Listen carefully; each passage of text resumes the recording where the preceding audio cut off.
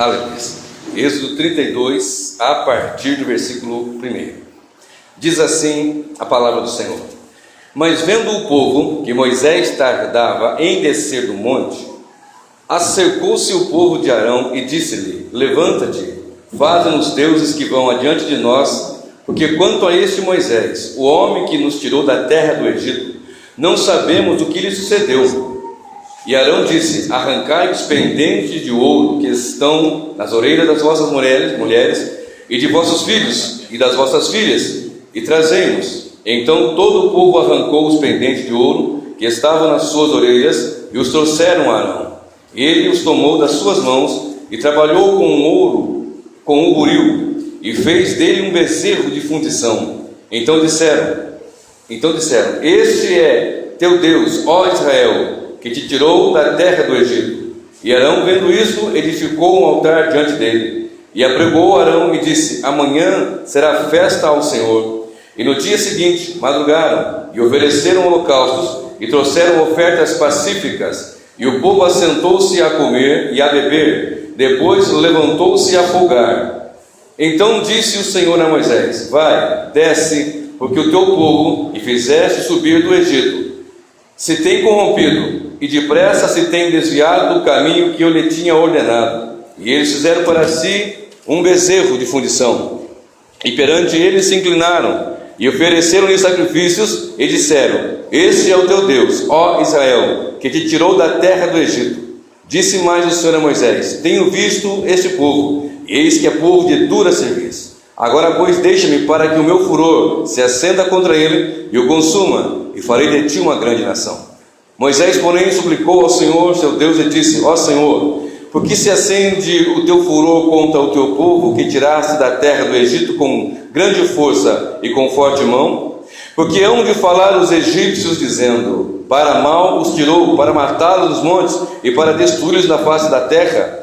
Torna-te do furor da tua ira e arrepende-te deste mal contra o teu povo. Lembra-te de Abraão, de Isaque e de Israel, os teus servos, os quais por ti mesmo tens jurado, e lhes disseste: Multiplicarei a vossa descendência como as estrelas dos céus, e darei à vossa descendência toda esta terra, que tenho falado, para que possuam para a herança eterna. Então o Senhor se arrependeu do mal que dissera que havia de fazer ao seu povo. E virou-se Moisés e desceu do monte com as duas tábuas do testemunho nas mãos, tábua escrita de ambos os lados, de um e de outro lado estavam escritas. E aquelas tábuas eram obra de Deus.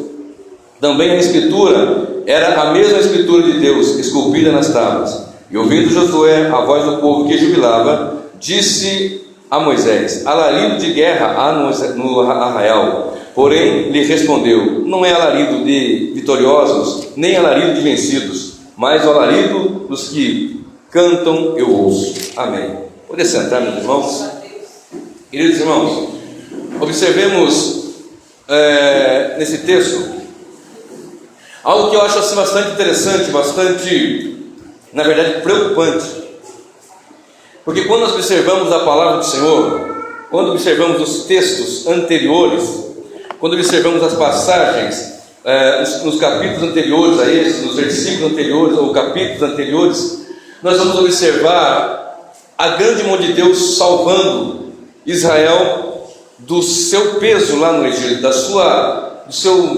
daquele ardor que eles passavam no Egito, de maneira que no capítulo 3 Deus se manifesta numa sarça e fala com Moisés que ele iria entrar no Egito e libertar o seu povo Israel. E Moisés vai, os irmãos conhecem bem a história.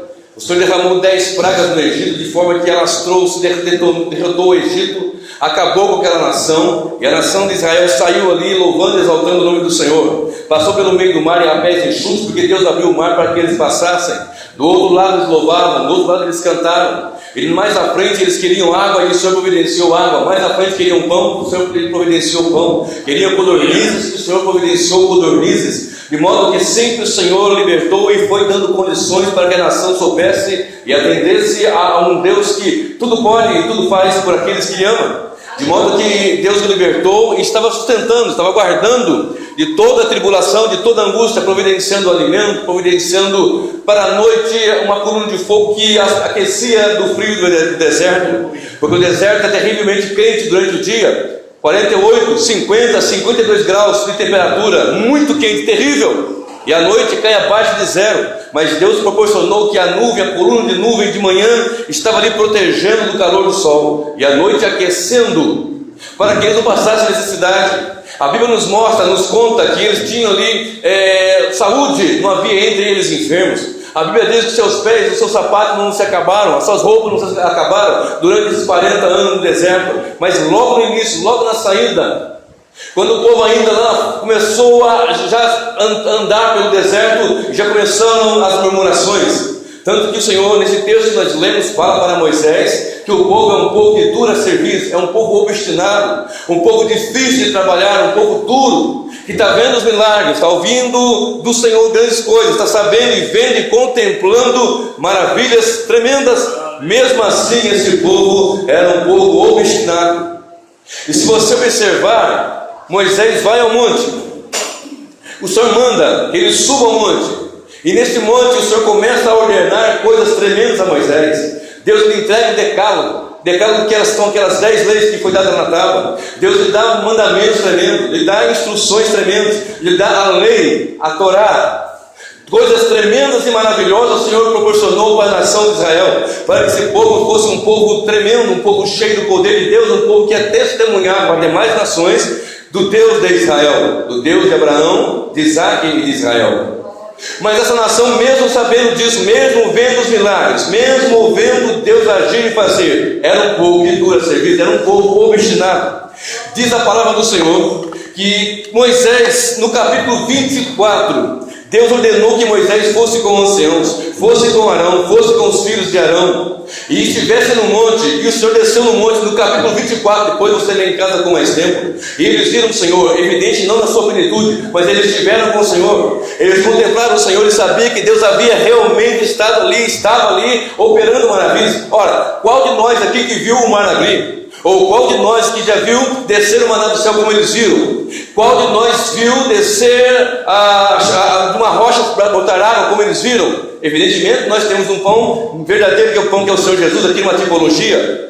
E por falar em tipologia, também a água, o Senhor Jesus tem a água da vida também, aquela água é uma tipologia. Também a rocha também representava Cristo, Cristo é a rocha. Então tudo refere-se, tudo remete-se ao Senhor. E o nosso amado amigo e servo do Senhor Moisés também é uma tipologia, é um tipo do nosso Senhor Salvador, aquele que nos libertou das trevas, libertou das garras do adversário. Sabemos que na tipologia o Egito representa o mundo, e que Faraó representa Satanás, e a nação aprisionada nos seus pecados, aprisionada ali no Egito, representa o homem preso em seus pecados, de modo que Deus providenciou a libertação. Agora escute, sabemos que Moisés é um tipo de Cristo, amém? De modo que ele subiu ao monte. Diz o texto, capítulo 32, verso 1: mas vendo o povo que Moisés tardava em descer do monte, eles acercaram Arão e disseram: levanta-te, faze-nos deuses que vão adiante de nós, porque quanto a esse Moisés, o homem que nos tirou da terra do Egito, não sabemos o que lhe sucedeu. Observe isto. No capítulo 24, leia depois com calma, você vai ver que mais pessoas tiveram, contemplaram, o monte estremecia, o monte fumegava, as pessoas tinham pavor, eles viam o monte reluzindo, fulgurante pela presença do Senhor. Eles tinham temor, dizendo: Moisés, fale conosco, mas não fale do Senhor Deus, porque nós vai nos consumir. Eles sabiam da presença do Senhor. Foi ordenado que ninguém chegasse ao monte e não tocasse ao monte, porque até os animais que tocassem poderiam morrer. Quando Deus falou: suba aqui, Deus garantiu que eles pudessem subir e contemplar ao Senhor de uma forma não plena, evidentemente, mas contemplaram. Mesmo assim, nesse capítulo 32, no versículo 1, diz o texto: a este Moisés que está tardando, nós não sabemos o que sucedeu dele. Mesmo sabendo que o Senhor estava ali, mesmo sabendo que Deus estava fazendo tudo o que tinha feito, tudo estava fazendo da mesma maneira, eles ainda, coração duro, obstinado, não glorificaram a Deus, não renderam louvores, não renderam adoração ao Senhor, e disseram: a este Moisés não sabemos o que se passa, se morreu, se sofreu um infarto, se ele sumiu, se ele foi embora, ou outra coisa lhe aconteceu, talvez uma fera, um animal selvagem, um leão, não sei o que passou na mente deles, mas eles ali estavam com o coração duro. Não sabemos quanto a este Moisés, o que ocorreu com ele. Da mesma forma, observe, nós nessa tipologia podemos ver hoje, em muitos lugares, as pessoas falando da mesma forma, o que está escrito na palavra do Senhor, que muitos dizem: Jesus está tardando, Jesus subiu, mas está demorando demais. Jesus subiu e não sabemos o que será feito nas nossas vidas. Ele morreu, ressuscitou e foi assunto aos céus, mas está tardando demais. Observe só a palavra do Senhor no livro de Mateus, capítulo 24, do capítulo 44 ao versículo 4, capítulo 9. Mateus 24, versículo 44 ao 51, conta a parábola, onde o Senhor deu ali um exemplo tremendo. Observe comigo, Mateus, capítulo 24, e o versículo 44 ao versículo 51. Mateus 24, de 44 a 51, a parábola dos dois servos. Por isso estáis vós apercebidos também, porque o Filho do Homem há de vir a hora em que não penseis. Quem é, pois, o servo fiel e prudente, a quem o seu Senhor constituiu sobre todos os seus servos, para dar-lhes sustento ao seu tempo? Bem-aventurado aquele servo que o Senhor, quando vier, achar fazendo assim. Em verdade vos digo que o porá sobre todos os seus bens. Mas aquele servo mau disser no seu coração: o meu Senhor tarde virá, e começará a espancar os seus conservos, e a comer e a beber com ébrios. Virá o Senhor daquele servo num dia em que não espera, e a hora em que não sabe, e separá-lo-á, e destinará a sua parte com os hipócritas. Ali haverá pranto e ranger de dentes. Não lhe assemelha à mesma história que nós estamos lendo agora? Não lhe mostra uma mesma verdade? Que Moisés subiu ao monte e que ia trazer do monte instruções. O Senhor morreu e ressuscitou e voltará para buscar o seu povo. Mas muitos estão dizendo: como está tardando o mestre? O servo bom e fiel, ele fica guardando, pode ser agora, daqui a pouco, amanhã, hoje, mas está pronto para todo e qualquer momento a bendita esperança da igreja, a volta do Senhor. Mas aqueles que estão obstinados, de coração duro, mesmo ouvindo a palavra, mesmo ouvindo o evangelho, mesmo servindo a Deus talvez 10, 20, 30 anos, filho de crente, avô crente, bisavô crente, mesmo assim, ele não tem mais essa esperança e começa a espancar os seus conservos, começa a deixar de congregar, começa a deixar de servir a Deus, não tem mais temor de Deus, não vive uma vida mais íntegra ao Senhor, e faz como aqueles povos ali, como aquele povo que chegou a Arão, o líder disse: faze-nos deuses, porque nós não sabemos o que aconteceu com esse Moisés. Faze-nos deuses, que esses deuses vão ser aquele que vai nos conduzir. Arão chega então apertado pela nação, ele diz assim: arranque os brincos das orelhas dos homens, das mulheres, todo mundo que tiver, os enfeites, os brincos, as pulseiras, os pendentes de ouro, tragam-me. E trouxeram a ele. Diz o texto que Arão pegou um buril e fez o trabalho de fundição, e fez o bezerro e disse: aqui está Israel, o Deus que tirou do Egito. Eles disseram: este é o Deus que nos tirou da terra do Egito. Arão pegou então e fez um altar, e sacrificaram aquele ídolo, sacrificaram um bezerro de ouro. E diz a palavra do Senhor, no versículo de número 24, quando Moisés desce do monte, quando Moisés vem falar com Arão, porque eles ouviram, o Senhor disse a Moisés: desce, porque seu povo fez isso, isso e isso. Construíram ali, fizeram um bezerro de fundição. Quando ele vem descendo do monte, Josué, o moço que não se apartava, fica sempre próximo de Moisés. Ele ouviu um alarido e disse: olha, é grito de guerra. Moisés: não é grito de guerra, ou nem de vencedores e nem de vencidos. O povo está ali celebrando, festejando. Como assim festejando? E quando ele chega, Moisés viu aquela abominação e quebrou as tábuas. Ele vai falar com Arão, e Arão fala assim: olha, esse povo aí me apertou, e eles me deram o seu pendente de ouro, me deram as pulseiras, me deram os seus ornamentos de ouro, as peças de ouro, e eu fiz e coloquei no fogo, e saiu esse bezerro. Observe, verso 24. Então eu disse: quem tem ouro, arranque-o. E deram-mo, e lancei-o no fogo, e saiu este bezerro. Então Moisés olha aquilo ali, terrível, quebrou as tábuas, e que coisa absurda. Mesmo fui no monte, vocês viram a presença e a glória de Deus, sabendo de tudo que Deus fez, das maravilhas que Ele fez lá no Egito, das coisas que Deus fez, das maravilhas que Deus operou, e vocês pegaram, fizeram de um punhado de ouro, uma quantidade de ouro, um bezerro. Haja visto que não deveria ser um bezerro muito grande. Haja visto que os egípcios estavam muito tempo com aquela cultura pagã, idólatra. Entre os egípcios havia muitos deuses pagãos, muitos ídolos, e um deles era um deus touro, chamado Apis. Talvez baseado nisso, que era um deus da fertilidade, um deus que eles cultuavam quando eles queriam que a terra produzisse, que os animais produzissem, que as servas produzissem, que os filhos nascessem. Eles adoravam esse deus touro chamado Apis, talvez baseado nisso, provavelmente por causa da sua idolatria, porque eles haviam sido tirados do Egito, mas o Egito ainda não havia sido tirado deles. Então Arão diz para Moisés: eles me deram ouro, coloquei o ouro no fogo e saiu este bezerro. Tipologia, de novo, ouro é um tipo de louvor, é um tipo de glória. Tipologia. O fogo, muitas vezes, meu querido, é um momento onde nós apresentamos a Deus a oração, também é um tipo. Se nós colocarmos o nosso ouro no fogo, vai sair louvor para Deus ou vai sair um bezerro abominável? Que tipo nós estamos fazendo hoje na presença do Senhor? E que mensagem é essa? O tipo da mensagem é este: e saiu este bezerro. Agora, o que eu quero dizer com isso, queridos? Que uma igreja que muitas das vezes ela está enfeitando o Evangelho. Eles pegaram os enfeites. Liga agora bem, faça essa conexão. Eles pegaram os seus pendentes, pegaram o seu ouro, do brinco, dos anéis, da pulseira, e fizeram o bezerro, e adoraram o bezerro, e festejaram, e celebraram. Diz o texto no versículo 25 desse mesmo capítulo: e vendo Moisés que o povo estava despido, porque Arão os havia deixado despir-se para a vergonha entre os seus inimigos, eles estavam festejando. Alguns textos dizem: saíram, dançaram e saíram a folgar, celebrar. Era uma orgia cultual que eles faziam. Eram momentos de orgias cultuais que eram feitos, que aprenderam na terra do Egito.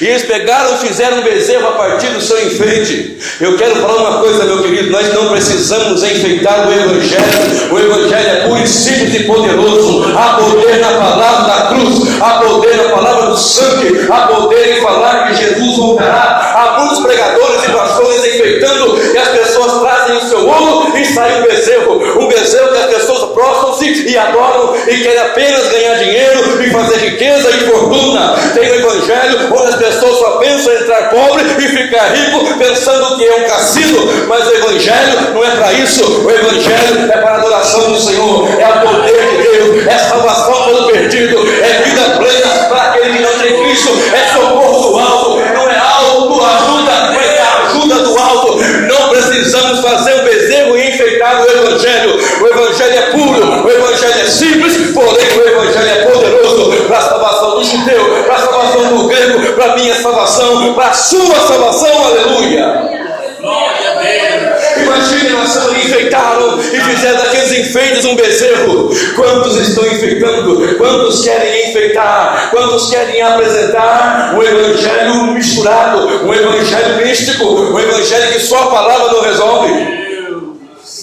Há 20, 30, não, 40, 30 anos atrás, os cultos eram assim: adoração, louvor e a pregação poderosa do Evangelho. Mas hoje tem que passar no manto, tem que passar no sal grosso, tem que passar na rosa, tem que ficar jogando azeite para lá e para cá, tem que fazer um corredor onde passa tanta coisa. Isso tem feito de um bezerro que não faz parte da adoração ao Senhor. O Evangelho é simples, a adoração é simples, porém ela é poderosa na sua essência. Homens e pecadores que dizem: bendito é o nome do Senhor, porque me salvou do Egito. Bendito é o nome do Senhor, porque me arrancou das trevas. Eu não preciso enfeitar, apenas servir ao Senhor na simplicidade. Aleluia. Quantas vezes, meu amado, chegamos no culto e a pregação era sempre a volta do Senhor, a cruz, a mensagem era sempre a verdade do Evangelho, a santidade, a santificação. Há lugares que você quer, abrem a Bíblia para pregar. Há lugares que 10 minutos é o tempo máximo que se prega. Tempo máximo, 10 minutos.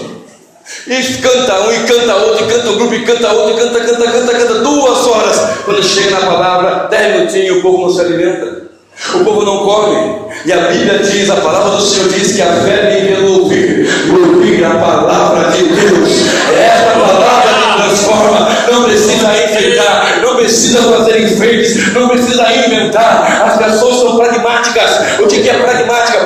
fanatismo é aquilo que dá certo em detrimento do que é certo. Escute bem o que eu vou dizer nesta noite, ouça com toda clareza. Eu também estou pastoreando uma congregação pequena que começou agora há 8 meses atrás. Comigo e minha esposa estamos pregando ali debaixo da graça do Senhor, de modo que as pessoas estão chegando pela pregação do Evangelho. Algumas pessoas perguntaram: não vai fazer isso, não vai enfeitar em outras línguas, em outra forma de falar, não vai enfeitar com isso ou enfeitar com aquilo, e traz de repente até o seu ouro de uma forma que nós façamos um bezerro para que se prostre e se adore, como muitos estão se prostituindo e estão adorando outros deuses. Mas nós estamos ali firmes para pregar somente o Evangelho puro, o Evangelho simples, o Evangelho que transforma. A igreja precisa da palavra, a igreja precisa do Evangelho. É o Evangelho que transforma, é a palavra que liberta, é a palavra que edifica, é a palavra que fortalece, é a mensagem da cruz que o homem precisa ouvir, o pecador precisa ouvir. Glória a Deus. Aleluia. Na parábola das virgens, no capítulo 25, verso 5, mas tardando o noivo, dormiram todas. Tardando o noivo, onde está tardando muito? Tardando o noivo, dormiram todas. As 10 dormiram. A diferença é que 5 delas tinham azeite em reserva. Essa diferença, mas todas dormiram. Está demorando muito, noivo. Tem muita igreja dormindo, tem muito crente dormindo, tem muito crente dormindo na frente da televisão. Ao invés de culto ao Senhor, vai culto à falsão. Tem muito crente dormindo, ao invés de culto ao Senhor, vai culto à mulher das 7, das 6, das 9, das 10, das 12, das 4, das 5, e não vem adorar o Senhor. Tem tempo no WhatsApp, Facebook, YouTube, mas não tem tempo para adorar, para cultuar e servir ao Senhor. Mas louvado seja o nome de Jesus, que ainda há a igreja que não se dobra ao desejo, que adora e glorifica. É uma parte dela está aqui nesta noite, eu creio. Aleluia. Aleluia. Hoje está chovendo. A rua aqui ainda não está asfaltada. Eu fiquei sabendo que vai asfaltar daqui a pouquinho. Fiquei sabendo. Mas os irmãos vieram com chuva e vieram com barro. Oh, aleluia. Eu me recordo daquele tempo que a mãe pegava o filho mais velho, 4, 5, 6, ele vinha trazendo. O barro estava ali, mas vinha com uma sapatilha, com um sapatinho, dentro de uma sacolinha de plástico, mas ia adorar. Tem lugar que se a chuva está lá no Nordeste, já fica preocupado com a chapinha, fica preocupado com o sapato, com o teto. Uma igreja corrompida faz isso, mas a noiva do Cordeiro vem com chuva, vem com sol, vem com tempestade, vem com luta, vem com tudo, mas vem adorar Deus. Oh, querido Senhor. Na segunda carta do apóstolo Pedro, no capítulo 3, no versículo 4, havia uma pergunta que foram feita, esta pergunta: quando, onde está a promessa da sua vida? Moisés está dormindo, está demorando muito. Vamos fazer um bezerro aqui de ouro, vamos enfeitar. Jesus está demorando muito. Por que nós podemos colocar aqui um corredor que nós colocamos sal grosso? Por que não vamos colocar aqui uns enfeites? Por que não vamos consagrar agora uns... Não. A igreja do Senhor é pura. A igreja do Senhor Jesus é lavada não com sangue de bode, não com sangue de bezerro. A igreja do Senhor é lavada com sangue precioso de Jesus. Sangue que te comprou, sangue que me comprou, sangue que lava, sangue que redime, sangue que resgata, sangue que pagou os nossos pecados. Aleluia. Obrigado. Aleluia. E saiu este bezerro, olha isso. Arão é interpelado por Moisés, e Moisés falou: olha, eles me deram ouro, eu coloquei o ouro no fogo, e saiu esse bezerro. Por que saiu aquele bezerro? Porque estava dentro deles, porque estava no coração deles. Se nós colocarmos aquilo que há de valor no fogo, o que é que vai sair? Vai sair murmúria, lamentação, vai sair blasfêmia, ou vai sair mesmo que eu ande pelo lugar da sombra da morte, o Senhor está comigo. Será que se nós colocarmos o que há de valor no fogo, vai sair o bezerro de ouro para prostituir e se prostrar, ou vai sair bendito é o nome do Senhor, ainda que eu ande pelo lugar da sombra da morte, o Senhor está comigo. Glória para Deus. Aleluia. A Bíblia nos diz, no versículo 25, eu vou ler com vocês: e vendo Moisés que o povo estava despido, porque Arão o havia deixado despir-se para a vergonha entre os seus inimigos, Pôs-se em pé Moisés na porta do arraial e disse: quem é do Senhor, vem a mim. Então se ajuntaram a ele todos os filhos de Levi. E disse-lhe: assim diz o Senhor, Deus de Israel: cada um põe a sua espada sobre a sua coxa, e passai e tornai pelo arraial de porta em porta, e mate cada um ao seu irmão, e cada um ao seu amigo, e cada um ao seu vizinho. E os filhos de Levi fizeram conforme as palavras de Moisés, e caíram no povo aquele dia uns 3.000 homens, porquanto Moisés tinha dito: consagrai hoje as vossas mãos ao Senhor, porquanto cada um será contra o seu filho e contra o seu irmão, e isso para que eles vos concedam hoje uma bênção. Moisés olhou aquela cena e disse: quem é do Senhor, vem a mim. Foram os levitas. Os levitas foram separados, se separaram, chegaram ali do Senhor. Moisés pega a espada, põe a coxa, vai lá e passa a espada, mata todos esses idólatras. Eles foram passando e matando, grande, pequeno, quantos foram? Mataram. Escute, Jeremias 48, versículo 10 diz: maldito é aquele que faz a obra do Senhor fraudulentamente, algumas versões relaxadamente, e aparta a sua espada da justiça. Muitos pregadores querem pregar metade, até um tanto, não continua. O texto é: maldito aquele que faz a obra do Senhor relaxadamente, desprezadamente, de qualquer forma, e que aparta a sua espada. Se Deus nos deu uma espada, vamos usar. Não é para ficar na bainha, é para desembaiar. E se tiver que cortar, tem que ser cortado pelo poder do Evangelho, pela espada do Espírito, cortando o mal pela raiz. Se tiver que cortar, tem que cortar com a mensagem. Nós estamos vivendo uma geração de crentes muito cheia de mimimi. Nós estamos vivendo uma geração de crentes muito casquinha de ovo. Nós estamos vivendo está demorando muito a volta do Senhor. Vou fazer um Deus para mim do meu jeito agora. Qual é esse primeiro bezerro? Esse primeiro bezerro é o bezerro do enfeite de uma igreja corrompida e perversa. Que primeiro bezerro é esse que eu estou falando? Que eu vou falar de outro agora aqui. É um bezerro dos enfeites, que as pessoas não querem a pureza do Evangelho. Pregar a mensagem pura e simples já não satisfaz, porque eles estão tão tomados pelo engano, pela mentira. Mas eu louvo ao Senhor que ainda há lugares que desejam ouvir a palavra, que querem ser cheios do Espírito Santo, que querem tão somente adorar a Deus, independente do que esteja acontecendo ou do que Ele possa fazer, mas tão somente porque Ele já fez lá na cruz do Calvário, morrendo em nosso lugar, perdoando os nossos pecados. Primeiro bezerro. E saiu esse bezerro. Primeiro, o bezerro dos enfeites, que está lá dentro. Leia depois todo esse contexto. Você vai ver que coisa tremenda, que coisa terrível. Em Daniel 3, verso 26, quando aqueles três moços, Sadraque, Mesaque e Abednego, lançados na fornalha, o Senhor estava lá com eles, e diz o texto: saindo eles do fogo, as pessoas tiveram que reconhecer que Deus era na vida deles. Saindo do fogo aquele bezerro, eles viram que eles eram de fato realmente duros de coração e perversos. E se olhar para 1 Coríntios 3, verso 11, as nossas obras vão ser passadas pelo fogo. Se ela for madeira, feno, palha, vai acabar. Mas se for ouro, prata, pedras preciosas, vai passar do outro lado, brilhando mais ainda. Está entendendo isso? O que é que nós vamos fazer passar pelo fogo?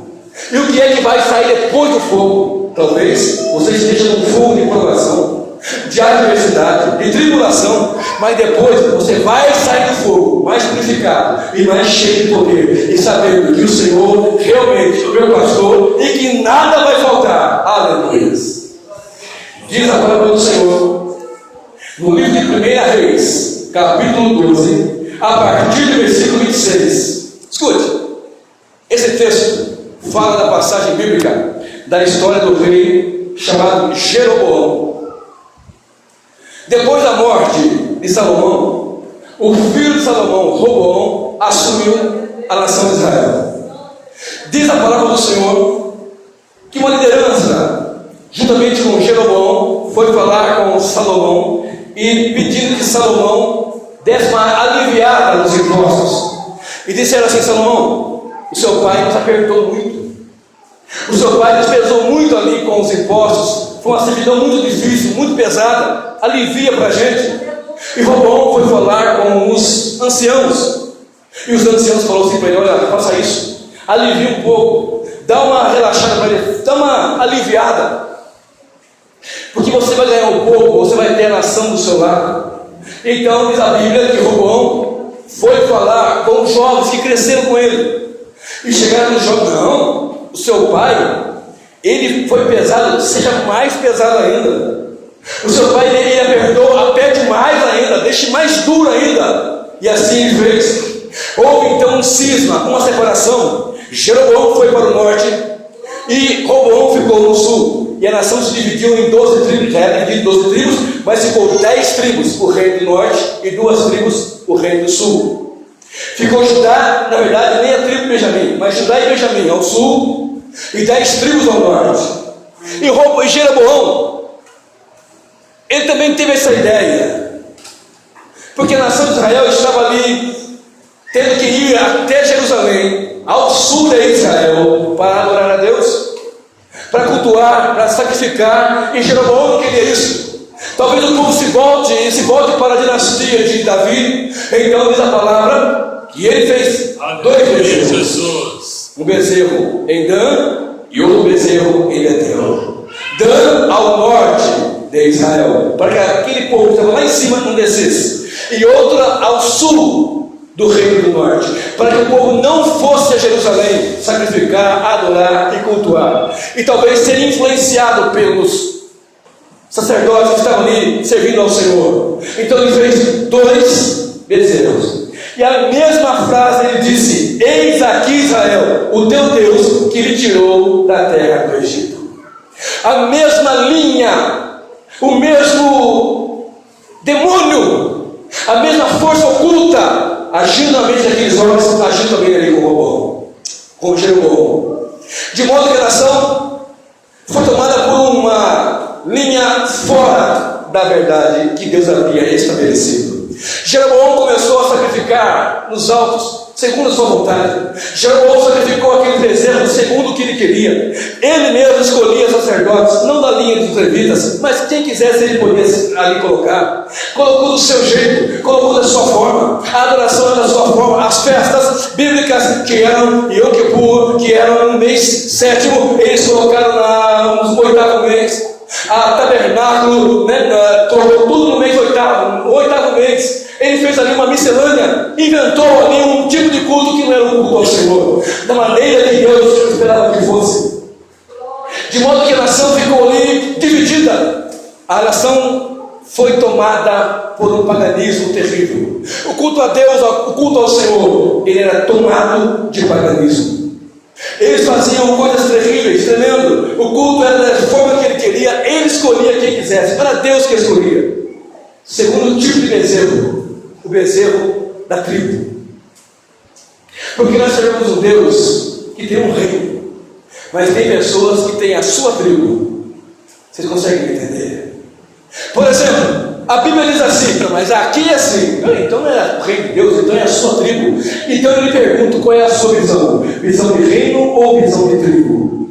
Porque na tribo você faz do jeito que você quer. Não, aqui é assim, aqui é desse jeito, aqui é dessa forma, aqui é assim. Eu costumo dizer que na igreja do Senhor não é do meu jeito, nem do jeito de outro pastor, é do jeito que Deus mandou que fosse, é do jeito da palavra, é do jeito da verdade. Jeroboão fez 2 bezerros para dividir. Aqui é assim que se faz. Se na palavra está assim, eu não quero saber. E assim o povo tem sido levado a fazer. E nós estamos vendo algo terrível acontecendo nos dias atuais. Nós estamos vendo a nação sofrer, o povo sofrer, estamos vendo o povo se acabando. Uma igreja mistificada, porque só a palavra não resolve. Eles querem algo a mais. É uma igreja mística, pragmática, uma igreja que é tomada por tantas invenções. Jeroboão inventou bastante. 2 bezerros, é do meu jeito. Eu escolho o sacerdote, o culto é assim, não é mais no mês 7º, vai ser no mês 8º, vai ser desse jeito, é assim que vai ser agora. Não importa o que está na palavra. 1 Pedro, 2 Pedro 3,11 diz: se alguém falar, partilhar, fale segundo as palavras de Deus. Pastor, como é que eu tenho que me conduzir? Vamos ver o que a Bíblia diz. Pastor, como é que tem que ser o culto? Vamos ver o que a palavra diz. Pastor, como é que tem que ser? A palavra, é a Bíblia, é a palavra do Senhor Deus, que é aquela que vai moldar a sua vida como servo do Senhor. Observe hoje os cânticos. As canções hoje já não são cristocêntricas, na sua maioria. As canções não são de louvor e de adoração a Deus, na sua maioria. Olha para mim, não sei o que, eu sou isso, eu sou aquilo, eu, tudo assim. Enquanto deveria ser: tu és Senhor, tu és santo, tu és grande, ao Senhor honra, ao Senhor glória. Estou inventando todo tipo de bezerros, um lá em cima, outro mais embaixo, para ninguém vir para o lugar de adoração. Mas a palavra nos diz que quando Jesus foi assunto ao céu, Ele enviaria o Espírito Santo, e esse Espírito Consolador, Ele nos ensinaria e nos conduziria a toda a verdade. É o Espírito Santo pela palavra de Deus que nos leva a toda a verdade. Os líderes falaram, todos eles disseram, tanto Arão, a nação, e quanto Jeroboão, e disseram: eis aqui os teus deuses, que lhe tiraram da terra do Egito. Vocês estão vendo? Eu não sei como é que é aqui no sul do Rio, mas eu tenho pregado o Evangelho em torno de 30 anos. Eu tenho visto uma avalanche de invenções, uma avalanche de modismos. Cada tempo é uma moda diferente, cada tempo é uma invenção diferente. Cada lugar cria-se a sua tribo com o seu evangelho do seu jeito. Cada lugar se inventa de uma forma ou de outra o seu evangelho com o seu Deus, com a sua forma, com a sua metodologia. A Bíblia nos informa em Gálatas 1, versos 6, 7 e 8: não erreis. Observe: ainda que um anjo descesse do céu e vos pregasse um outro evangelho além do que nós estamos pregando, seja anátema. Maravilha-me que tão depressa passasse da graça de Deus para outro evangelho. Mas não é outro evangelho, mas há uns que querem inquietar-nos. Aí Paulo diz: mas ainda que nós, os apóstolos, ou o anjo do céu, preguem outro evangelho, seja anátema, maldição. Estão pregando um outro evangelho. Em muitos lugares estão pregando um outro evangelho. Ouça-me, por favor. Jesus está às portas e ainda existem homens e mulheres que esperam. Deixa eu lhe perguntar: aqui há alguém que ainda espera a bendita esperança, a volta do Senhor Jesus? Há alguém aqui que espera a volta do Senhor? Abre a sua boca, então, glorifica Ele, porque tem lugar que não espera mais a volta do Senhor, não espera mais.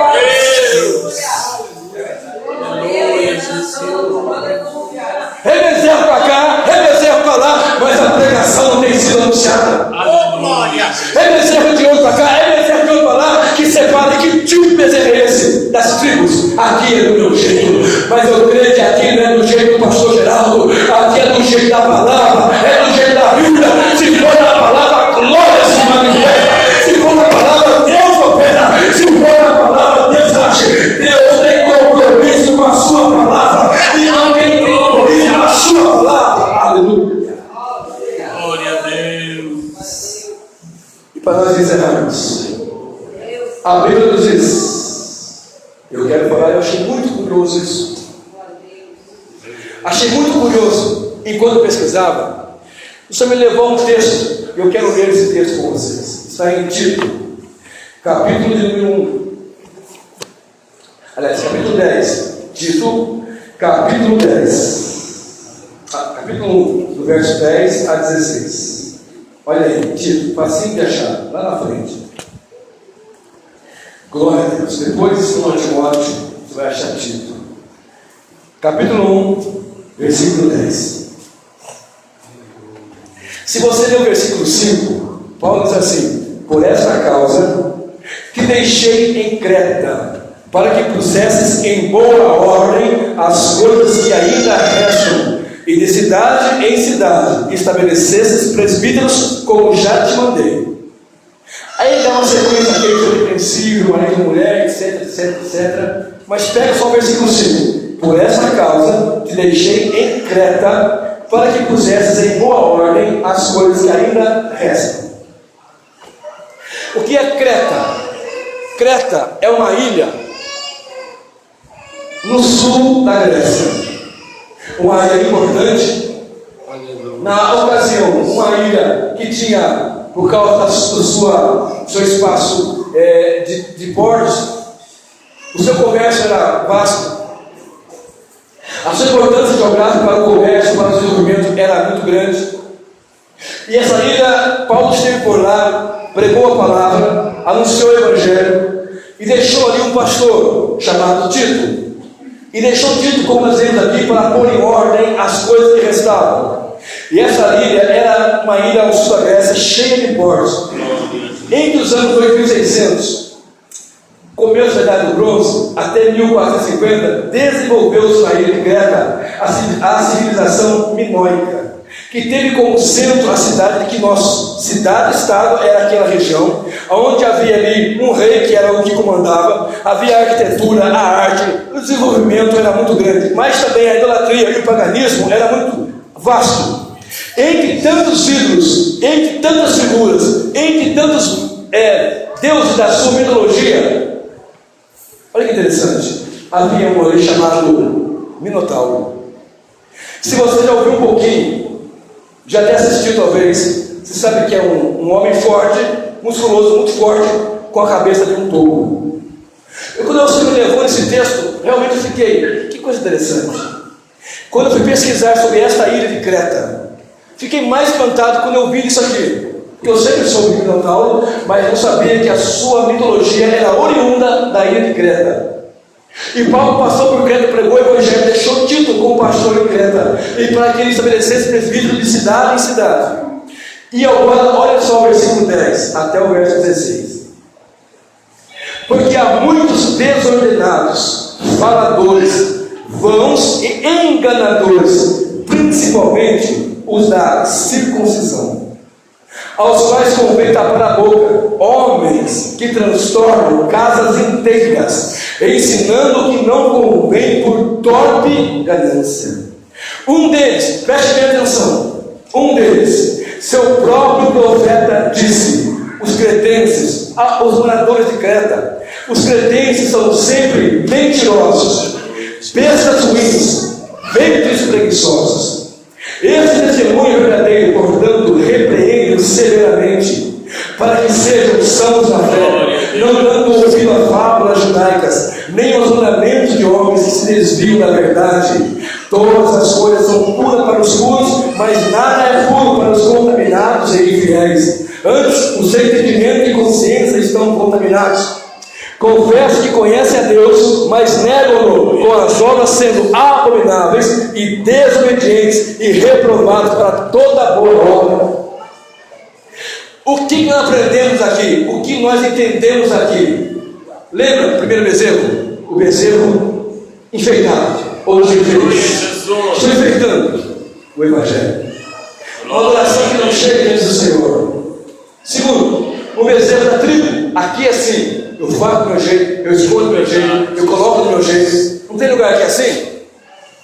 O pastor bate no peito, não é aqui assim. Eu coloco o pastor, eu tiro o pastor, esse aqui vai ser, esse aqui não vai ser. Não quero saber se Deus chamou ou não chamou. Eu chamei e acabou. Não tem lugar aqui assim? Meu Deus. Não tem lugar que os pastores, as pessoas mais pastores são apóstolos, pai apóstolos, vice-anjo, vice-deus, daqui a pouco, está assim por aí. Não há mais humildade de dizer: Senhor, Tu és nosso Deus. Não há mais essa humildade.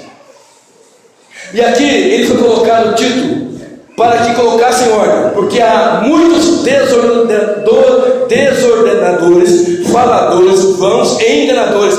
Um deles, o seu próprio profeta, disse: os cretenses são sempre mentirosos, bestas ruins e ventres preguiçosos. Besta quer dizer fera, feras ruins, mentirosos, ventres preguiçosos, não digere, alimenta, mas é lento, não digere. E além de não digerir, acumula gordura, vai ficando pesado, gordo, obeso, sem força, entope as artérias, entope os vasos sanguíneos e causa diversos problemas. E por conta disso, há frieza, há desnutrição, há falta de distribuição de alimento. É isso um ventre preguiçoso. Eu comecei a estudar sobre ele em Creta. E ele também, no segundo álbum, é esse Deus ápice. E também gostava muito, melhor dizendo, desse Deus com a cabeça de touro, que era o Minotauro. Meu Deus, logo em Creta, bestas ruins, verdes preguiçosos. Qual é o terceiro bezerro? Esse que tem um homem forte mesmo, mas com cabeça de touro, que não pode falar como Paulo falou, quando eu estou fraco, aí sim eu estou forte. Como Paulo falou, nós temos a mente de Cristo, não a cabeça de touro, uma cabeça de bezerro. Uma mente que é guiada não pela palavra, mas por qualquer outra coisa. De modo que, este eu chamo de bezerro da apostasia, onde a igreja vai se apostatando cada dia e cada vez mais. Eu quero te dizer uma coisa muito séria, eu quero que você guarde. Jesus, alguns falam, o meu ídolo é Jesus. Já viu isso? Jesus não é o seu ídolo, nem meu ídolo. Jesus é o meu e o seu Deus. E essas pessoas levantadas, esses deuses da sua maneira, da sua forma, do seu jeito. Nessa apostasia que vem se levantando, havia ali homens desordenados, faladores, mentirosos, bestas ruins, verdes preguiçosos, pessoas que não temiam o Senhor, não queriam andar na presença de Deus e servir ao Senhor com integridade e retidão, por conta de algo que vem acontecendo nos nossos dias, uma apostasia muito grande. Mas eu quero, com a licença do pastor, lhe pedir para que vocês se ponham de pé, os que puderem, para nós fazermos uma oração. Aleluia. Para nos colocarmos diante do Senhor e dizer: Deus, eu não quero que ao sair do fogo tenha um bezerro enfeitado. Eu não quero, meu Deus, que por conta de alguma coisa eu venha fazer do meu jeito, a minha tribo, e não servir do teu reino. Porque a igreja não pode ser conforme a tribo de A, B ou C. Porque não pode ser uma mente tribal, mas uma mente de reino, uma mente de Cristo. Aleluia, Deus. Ah, mas faz 20 anos. Não interessa se faz 20, 30, 50, 40. Não interessa se a palavra diz isso ou não. Como é que eu cultuo a Deus? Observe os preceitos bíblicos para um culto a Deus. Como é que eu vou casar? Observe como é que a Bíblia diz sobre um homem ou uma mulher. Como é que eu vou viver? Observe conforme a palavra. Como purificará o jovem o seu caminho? Observando conforme a palavra. Feche seus olhos. Curva a sua cabeça. E saiu esse bezerro. Um bezerro que a gente enfrentava ali da apostasia e que nós temos enfrentado nos dias atuais. Uma igreja que não tem mais prazer em orar. Uma igreja que não tem mais prazer. Ah, é culto de ensinamento. Ah, não vou. Mas que é um culto de reteté. Da onde você tirou esse culto de reteté? Continua de olhos fechados.